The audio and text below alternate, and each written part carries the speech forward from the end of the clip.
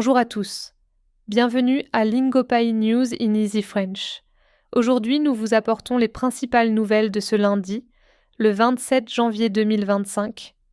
Commençons par les nouvelles des États-Unis. Des juges nommés par Trump sous surveillance. Plusieurs juges nommés par l'ancien président Trump sont surveillés pour leurs activités politiques et leurs possibles conflits d'intérêts. Débat sur un projet d'infrastructure. Le Congrès discute d'un grand projet d'infrastructure, mais il y a des désaccords sur le financement et les priorités des travaux. Réforme de l'immigration bloquée au Congrès. Les efforts pour réformer le système d'immigration sont bloqués au Congrès, car démocrates et républicains ne trouvent pas d'accord. Taylor Swift annonce un nouvel album. La star Taylor Swift a annoncé un nouvel album, créant beaucoup d'excitation et de spéculation chez ses fans sur les thèmes et la date de sortie. Kendrick Lamar sort un album surprise.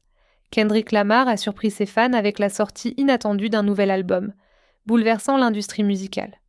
Passons maintenant aux nouvelles du Canada. Casquette, avec le slogan « Canada n'est pas à vendre ». Un entrepreneur a créé des goras avec le slogan « Canada n'est pas à vendre », après les commentaires de Donald Trump disant que le Canada pourrait devenir le 51e État américain. Amazon quitte le Québec.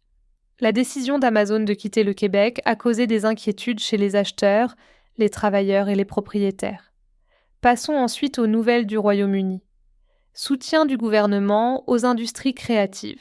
Le gouvernement du Royaume-Uni a engagé 60 millions de livres supplémentaires pour soutenir les industries créatives, reconnaissant leur potentiel pour la croissance économique. Impact de l'IA sur la musique. Paul McCartney a averti le gouvernement britannique sur les risques de l'IA qui pourrait copier les artistes en créant de la musique qui imite leur style. Cela pose des questions éthiques et légales sur le rôle de l'intelligence artificielle dans la musique. Fondation d'Ed Sheeran. Ed Sheeran a lancé une fondation pour soutenir les nouveaux artistes britanniques avec des subventions et des conseils.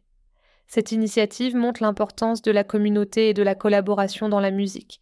Continuons avec les nouvelles d'Australie et de Nouvelle-Zélande. Commémoration de l'Holocauste en Australie. L'Australie a célébré la journée internationale de commémoration de l'Holocauste avec des responsables du gouvernement.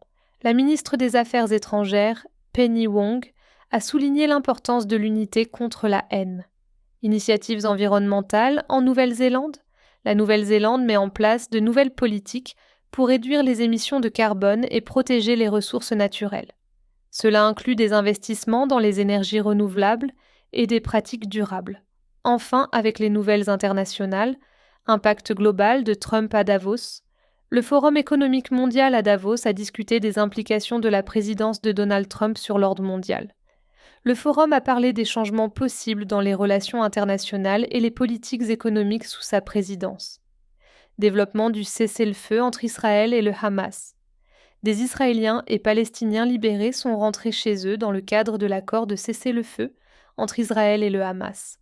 Cet accord vise à stabiliser la région, mais maintenir la paix reste un défi. Cela conclut nos principales nouvelles d'aujourd'hui. Merci de nous avoir rejoints sur Lingopai News in Easy French. Nous reviendrons bientôt avec une autre mise à jour sur les dernières nouvelles. Merci pour votre attention.